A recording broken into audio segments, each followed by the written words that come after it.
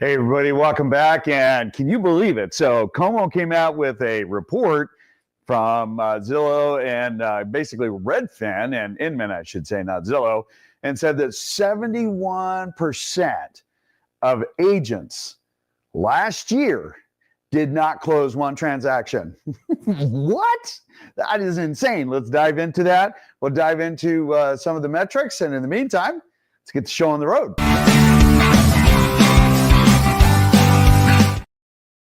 Okay, so funny enough, when we take a look at, what transactions happen, how many agents do how many transactions per year, what agent should I work with?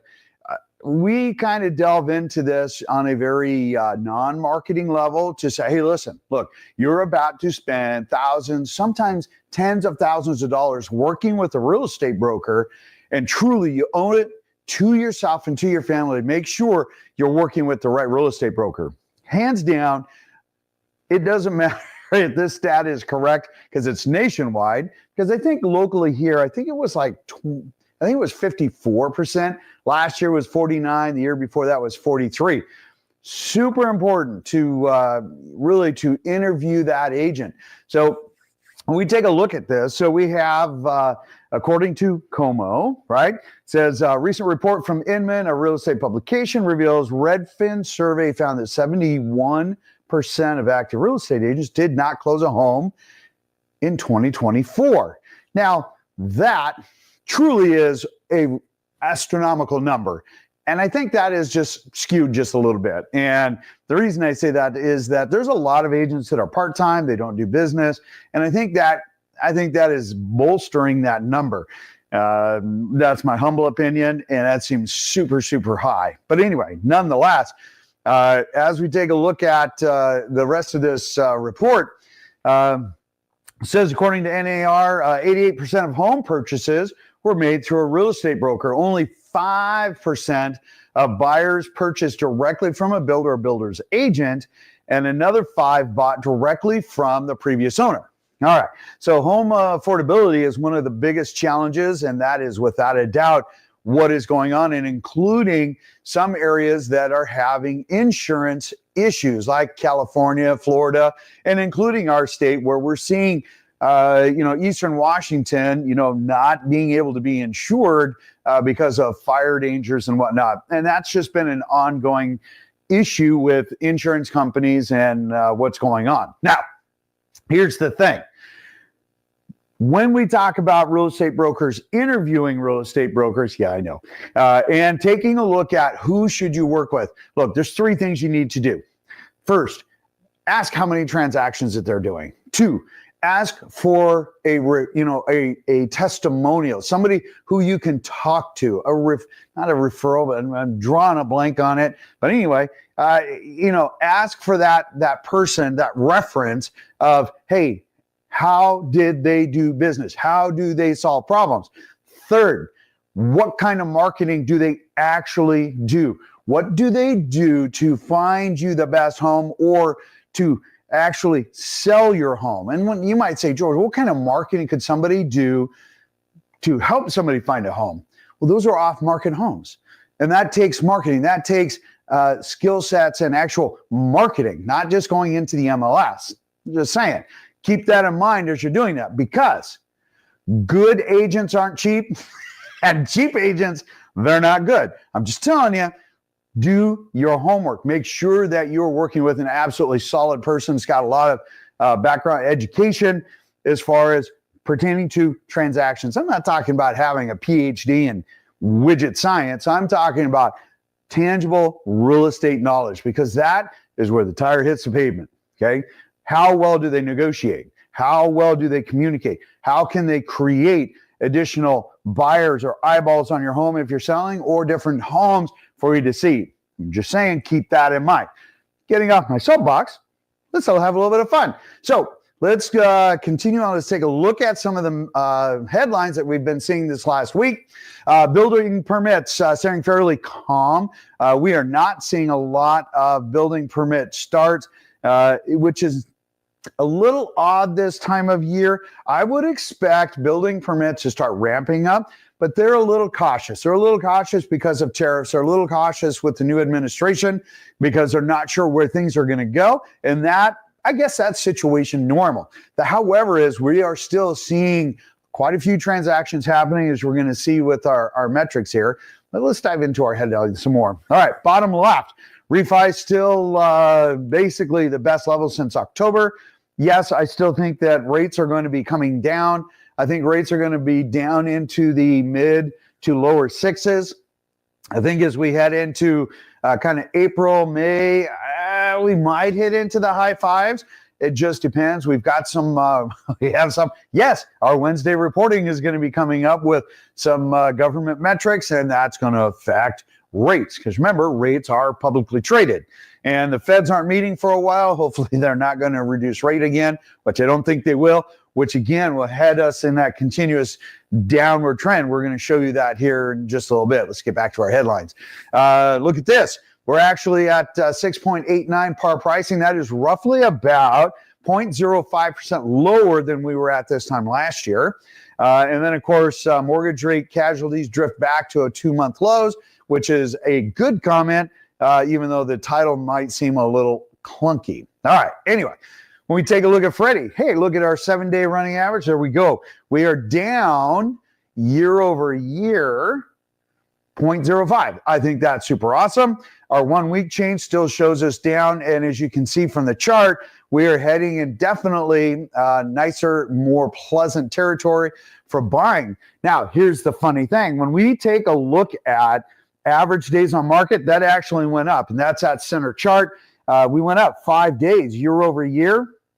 And so that's a little concerning, but not uncommon. We have seen just a tiny bit of a slowdown in the market. And in fact, we're selling about 1% from list price to sales price.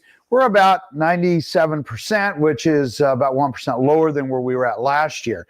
Now, you might be saying, George, is this a problem? No, it's not. We see this bobble all the time. It's not a big deal. What we're looking for is more of the long-term metrics. I am still anticipating a lot of inventory starting to come on market as we get closer to March, which is a very common upswing in inventory and whatnot. And then when you take a look at the running 7-day average, which we'll dive into in a second, you're going to see, hey, you know what? We are still plodding right along. So in fact, if we take a look at the 7-day running average right now, which is chart on the right, now dead center for you. Look at that. We had 663 homes coming on market, yet we still had 947 go off market. We did have about 305 price reductions, but here's what's super interesting. Keep this in mind. Over the last 35 weeks, we have had more pended each week than have come on market, even though we wait until Saturday, which Friday is a huge list date. In fact, it's funny enough, you have a, what is it? I believe it's a 70% greater chance of selling your home within the first 7 days if you list on a Friday, which makes utter perfect sense. Why? Well, because you want to list between 10 and 11 in the morning, because it takes 45 minutes to syndicate to all of the real estate websites that are out there. Okay. So if you put your home on the market, you sign up with the multiple listing service, the MLS, and you send that out, it's going to hit your Zillow, your Redfin, your Realtor.com, all of your real estate websites, including at Bentley Properties, our website, the IDX, where all of the properties go and they syndicate to say, hey, come here, take a look at homes for sale. It takes about 45 minutes. That way you can target people when they are basically getting ready to go on lunch. They see this property. They go, oh my gosh, call their agent and schedule a showing for probably that Saturday, sometimes even later on that afternoon. But that is a common thing. So that's why we wait until Saturday, because we do get a big influx on these numbers. So as we pop in here and we can see at 82 that came back on market, 305 that were reduced. Our numbers for canceled and expired, those are pretty low. That's actually really good. 947 went pending. So really at the end of the day, you can tell that we are selling or putting under contract more homes that are coming online. That has been that way for the last 35 weeks. It's actually been longer than that. We had 1 week where it actually, we had just a few more homes that came on market, then went off. And so that kind of gave us a little bit of a reset. All right, moving on. All right, so when we talk about what's going on with the market, let's open this back up. There we go. So you can see the natural swing trend in the circle on the left. That's our January, February. And as you can see, that normally heads up, and you can see that is a consistent rolling pattern. And you'll see that if I go back my 33 years of my career, you will see that same thing. So when we take a look at the average list price versus the average sold price, you can see here, in fact, let's blow that up one more time for you to see it clearer. So the average list price actually went up $10,000 over last week, although it's about 3% down year to date. Last week, homes were, the average sales price was $806,000, which is a little bit lower this week at $803,000. Again, nominal. This is normal for these to bobble around. Really, when we take a look at month to date, it's pretty flat. It's pretty consistent straight across the board. So there's not a whole lot of change that's happening, because remember, last year at this time we had those lower rates where we were actually up almost near 8. In October of the prior year, it started coming down, carried through January, February, and we still carried that momentum. And that's why this year you might be saying, well, George, this is kind of more flat. Yeah, because we actually had better rates technically through October, where this October we didn't. Actually, rates had gone back up, and now we've been seeing that downward trend when the Feds did not adjust their price, which, again, remember, the Feds do not control mortgage rates. That is super important to understand. All right. If you need to watch my prior shows, we won't delve into that one again. All right. So let's take a look at actual numbers. Let's take a look at velocity. So on the right, we have our, year to date. And of course, in the center, we have our month over month, which is super, super important, because this shows you how well we're actually doing. Even though we had a few less closings over this last week than we have, we're still up by 4.6%. Number of pended year to date, we're up about almost 10%. However, interestingly enough, when we take a look at the month of February, our new on market, well, it's down about 1.6%. It was higher last week, meaning that we had more homes on new on market last week than we did this week. Although February closings, they're struggling a little bit. They're about 36 homes off from where they were last year. Okay, that's not monumental. This is 3/4 of Washington State. That's not a big deal, but it's important because we start to watch trend, and we can see that when rates go up, things start to slow down. When rates come down, things start to peak up. And we have been seeing some gradual decrease in rates, and we've been seeing an increase in homes going pended, as you saw from our running 7-day average. So if we take a look then and we dive a little bit deeper, we take a look at new construction, okay? So new construction itself is doing, I would say, relatively well, but flat. And what does that mean? Well, let's blow this chart up just a little bit more. So when we take a look at the average list price, so last week, versus the average sold price. So the average sold price for last week was $1,014,000. Well, you say, oh my gosh, I went down, it's $999,000. Okay, that's not a monumental change. And the reason that that's not even concerning is because when we have a weekly idea of what's going on, some plats are selling more, some plats are selling different, and there's different prices all around. And so what we look at are the big shifts, or a consistent shift in a downward direction or upward direction. We're not seeing that because, a couple of weeks ago it was high. This week is a little bit lower. Next week it could be flat or a little bit higher, which tells me that we're running pretty flat, and their numbers and their stats are running pretty flat. Even though they had a very sluggish start this year, even when we take a look at the same February, look, last week was a million four, and today it's 974. So again, consistent, but not shocking at all. When we take a look at actual volumes of sales, they're not bad. They're a couple of hundred homes off, not horrible. Sales are down about 168 homes year to date. Pended are down 191, which is consistent with let's go back, with what we are seeing with the month over month for the month of February. Yeah, they're about 141 homes, which is what we're seeing up above, because January actually did pretty well and did better than February. And then, of course, when we take a look at pended, hey, they've been making up some traction. So last week, pended sales were down 26.2%.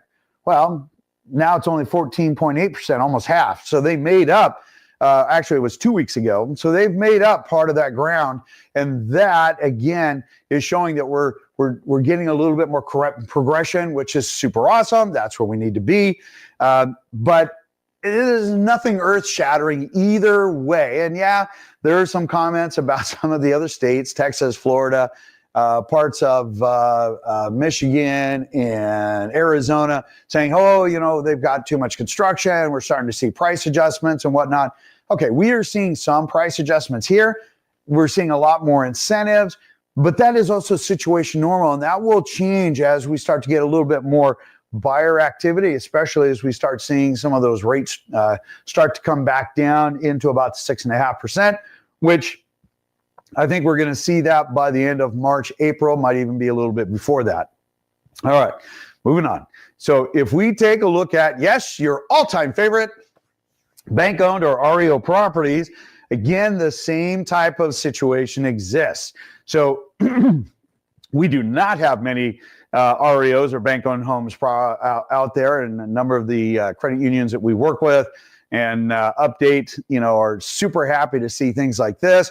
And when we take a look at the actual numbers themselves, hey, listen, the number of pended they absolutely just went off the chart this last week. We saw some price reductions, homes went off. When you take a look at, when we take a look at the month over month, the bottom chart in the center there, look, you know what? We had an increase in inventory, not uncommon. And then, of course, we had an amazing amount of days on market. Again, not surprising. And, of course, the list to sale price is still suffering. And we have it on the right-hand side there. It's overpriced. Look, as a seller, and you can't take bank-owned homes and say, oh, my gosh, it's Armageddon. That's not the case, because loan servicers have to overprice the home. I know that sounds horrible. Overpricing your home is like the kiss of death. But they overprice their home because they have to prove that they got the most amount of dollars and that they didn't undersell the property. All right. Listen, if you're a seller, do not follow that guideline. Look, if your home sells in the first 7 days, you're going to get between 100 and 107% of list price. You miss that mark and you go out to 20 days, you're going to look at 98, 96% of list price. All right. If you miss that mark, you got to 40 days, you're going to look at 92, 93% of list price.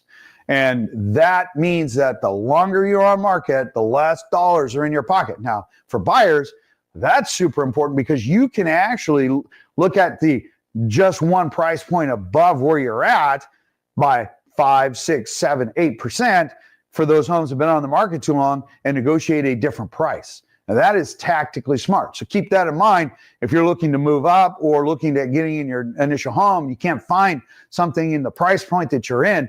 Hey, look at things that have been on the market longer, knowing that you can negotiate back down. Now, caveat to that is they can't have just recently reduced their price, because the seller will anchor on that price. Oh, I just lost $15,000. Which they didn't. They overpriced themselves, right? And it could still be overpriced, but at least if you catch them before they anchor on that next price, you have a higher probability of scoring a better price. Anyway, that's my 2 cents. Please leave comments down below. Smash that subscribe button. Let me know that you're listening. Share this with people that you know. Hope you enjoy the show. This is not scripted in any way, as you'll be able to tell by every week. And if you have any questions, love to answer them. In the meantime, have an absolutely fabulous weekend. It's a little rainy out there, so stay dry and have a beautiful day. Take care.